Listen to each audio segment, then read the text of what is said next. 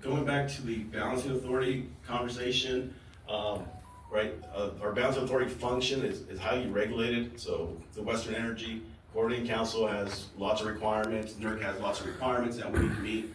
And basically we're trying to balance our load and generation on a 24/7 basis. So we have a control room where we have a desk that's manned 24/7, and they are matching generation and load.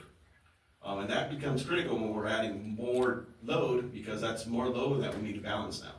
And if we don't balance that load, that means we need to shed load. And whose load do we shed? The data center's load or our load, right? That's the conversation. And so that's where it gets difficult. It's also very, even meeting the load, we just can't meet the load at 100%. So we bring on 100 megawatts of data center load. We just can't meet it with 100 megawatts of generation. We need to have a buffer, what we call a contingency reserve margin. That we need a certain cushion to ensure that if we lose generators, we're not shedding load. So it's not just we have 100 megawatts of load, bring on 100 megawatts of generation. You got to bring on 100 megawatts of generation and a little more to ensure that you're reliable. Because that's, at the end of the day, that's our priority as a balance authority, is keep the power reliable.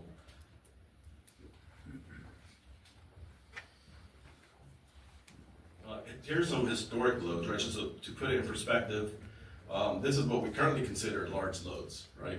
Our large loads can range from 5 to 8 megawatts. They usually have a dedicated substation. That substation is usually less than 2 acres. And most of them are connected either to our 92 kV system or our 34.5 kV system. So we're manageable voltage classes. And a lot of companies or textbooks, they'll consider that sub-transmission. I have a couple pictures of some developments there. The one on the left is one of the prisons. I don't recall which one. Might be, I think, Centinela State Prison.